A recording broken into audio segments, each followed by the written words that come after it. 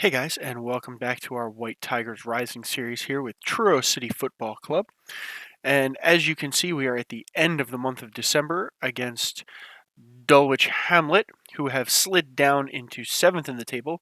But you will casually notice that we have opened up an 11-point gap on Maidenhead, which is really nice. We are starting to get into the business end of the season, and we're starting to put a little space on the crowd. So last time we met, we were home against Bishop Stortford there in that amazing smash and grab. We then went away to Maidenhead in the FA Trophy first round in a game I'd love to have back. We lost 2-1 in that one. Yeah, kind of. We had the better of it, but just couldn't get the job done. So we exited that competition, which is disappointing because I really want to try and win it before we get out of you know these leagues. So who knows? We then played Brackley, who are recently relegated, I believe. Tough game, but I think overall pretty even. But we just finished better in it, which resulted in a nice 3-2 victory for us. We then came home, and the Fortress of Brooklyn Park continued. We played relegation candidates Canvey Island, beat them 2-0, which was a nice, solid performance. Goals from Callum Hill and Jack Calver, a rare one from Jack there. And then we played Dartford, who again are working on trying to work their way up. And we beat those guys 2-0 as well. Dean McDonald and Josh Southway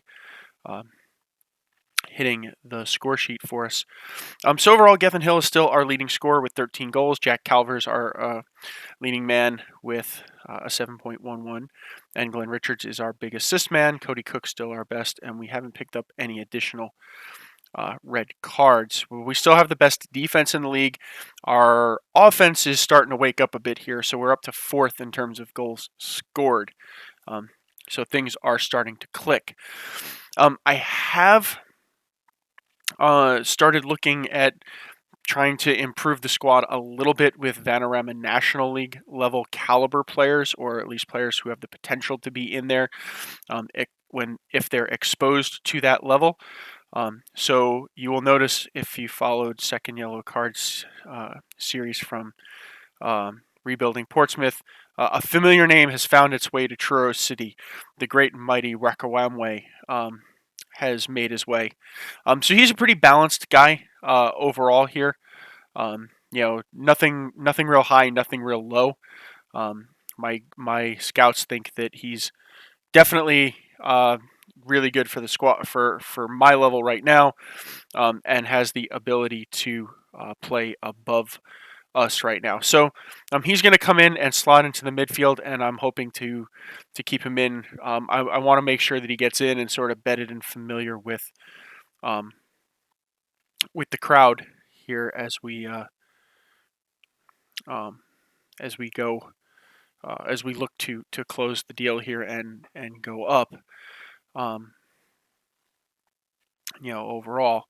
So I want to try and get him, pulled in. I'm trying to figure out guys that I would keep or I want to keep as we start making these assessments. I think there are a lot of guys that we're going to end up getting rid of, which means we're going to end up having to relearn systems and all that kind of stuff, which is always kind of a tough thing, but we'll see how we handle it as we go.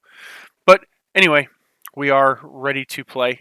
So the mighty Rwak awambwe will start. I just kind of want to get a feel for him, since it's early in his time here with us, but I am confident. So we've only played these guys once, and we beat them.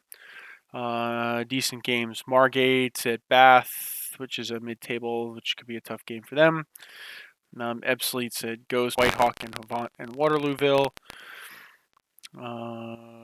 Where is Havant and Waterlooville? Down battling relegation, so should be a win for them. So yeah, a tougher game for us, a more top of the table clash, but a win would be nice to at least let us hold the gap. Maidenhead playing Brackley, who are kind of stuck in into the mid-table gear. So same lineup: so Llewellyn, Williams, Pugh, Dawson, Strobel, Rwak, awambwe, Calver, and Richards, and then Hill and Southway up front. Southway has rewarded. He kind of griped a bit last month for more playing time. We've invested in him, so I wanted to see if we could make it work. So I said, yeah, I'll give you a run of games and see what you can do. And he's starting to reward it. He's been playing pretty well and putting him in the back of the net. So it's tough to continuously stuff him on the bench. He didn't really play terribly well at the start of the season, but he has rewarded earning some confidence back on there. So good deal for us. More consolidation is what we're really looking for here. Hopefully we're not making a mistake by trying to introduce some new players and build the squad a bit for an eventual move up. I'm trying not to be presumptuous, but I think at 11 points in and at a decent gap, if we can kind of keep our momentum, we're not terribly far away from sealing the deal and going up. So I don't think it's too presumptuous to start thinking about it. But hopefully I'm not proved wrong. Sorry, let me just do this because I turned it off. And we are underway.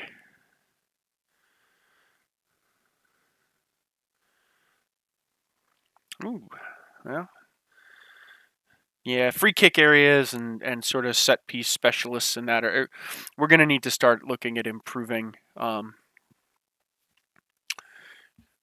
what's going on as we start moving up, because games are obviously going to start getting closer from open play, which means we're going to start to need to take advantage of these sorts of situations and obviously start scoring more goals from them than we have at this particular level. I'm not expecting the next level up to be wildly different. I mean, we have played and beaten some teams from up there. We've also been dismantled by some teams, so I expect it's going to be tough. But we can manage. So we can keep elements of the squad together. Guys who have been playing more regularly may end up getting pushed back down a little bit to more of the youth league stuff to develop a little bit better. We may look to be loaning more guys back down to this division, but we'll have to see how all that stuff shakes out. As it stands, we've got the ball. We're not really doing anything with it.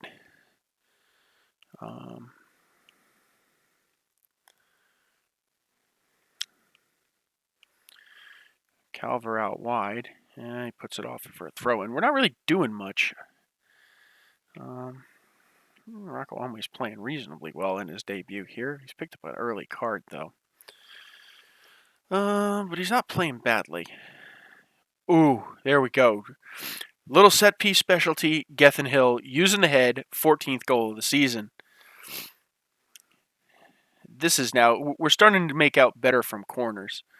So Calver in nicely, finds him just over the top in the back there, puts it in across the keeper's reach, and we are winning 1-0. Winterton puts it back into play. That was a crap pass. We're still stuck with Blanchfield in the middle. Berkeley. Ooh, crap. Rebound. O'Connor puts it in, and they strike back immediately. I hate that crap. Totally uncovered. Decent save. Center back, Williams, missed it totally there, and well, we paid the price for it.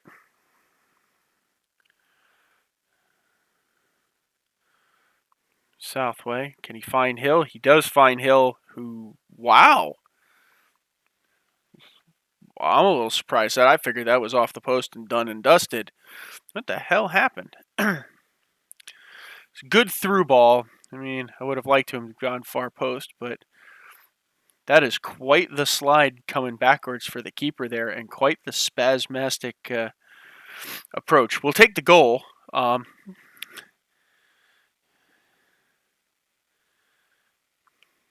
little odd. I have to say, a little odd.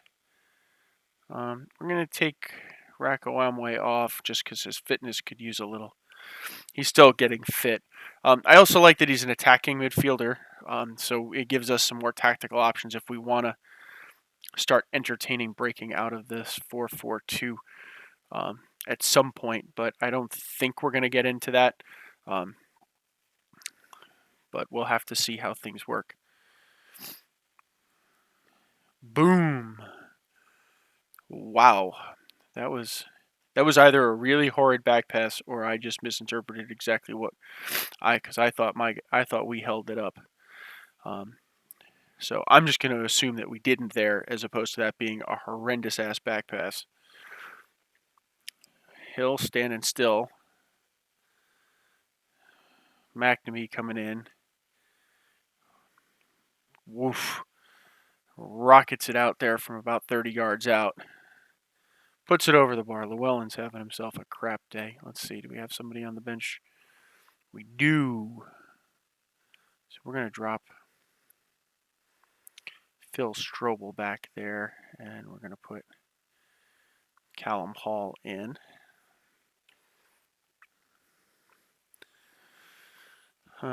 Games have been coming a little fast, so I've been trying to rest guys up. I think we're going to start dialing training back in, at the end of January a little bit, just so that we can get into the end of the season. Not having to play a playoff would be dynamite, and that's obviously the goal here. That's hugely the goal.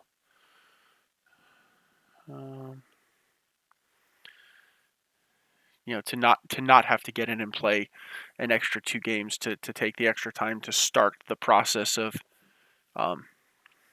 getting ready for the getting ready. If obviously winning is the target here and really what we're after, but we'll have to see. So I want to prepare the club in case we have to in case we are playing those extra games, not having to play the extra. Oh crap! I don't have anybody to. Not having to play the extra games with the trophy that we had to play last year, I think will certainly be a help. It cuts down on 3,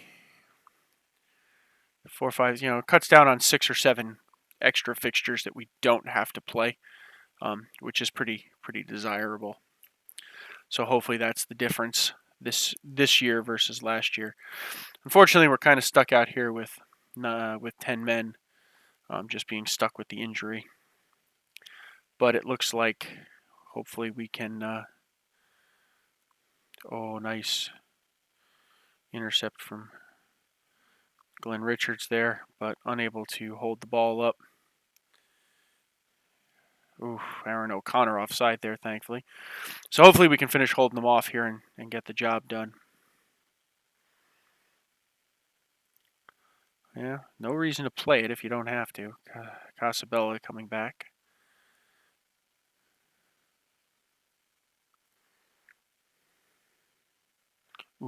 Just in front of Richards there.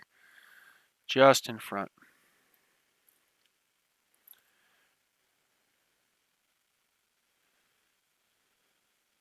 Sam collects that safely. And there you go, guys. Dulwich Hamlet 1. Truro City 2. Gethin Hill getting player of the match. Another goal, another assist. So dynamite play again here. And we extend our lead.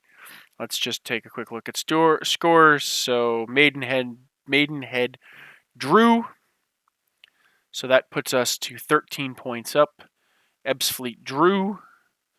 Whitehawk drew. Margate won, so they've closed the gap. Dartford drew, so and then Dulwich Hamlet did. They lost, and Hazen Yetting won over St. Albans. So nicely done again. So 13 points on 23 games. So another dynamite. Another game coming way fast here. Another dynamite game, another dynamite result for us in the league. So let's take a look here. Where are we coming back? We are going to come back Bath City at the... Bath's going to be more interesting. So we'll come back at Bath City at the end of January, guys, as we...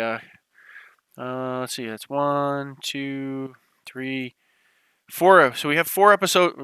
We have 4 episodes left in season 3 here. So hopefully we can continue the run.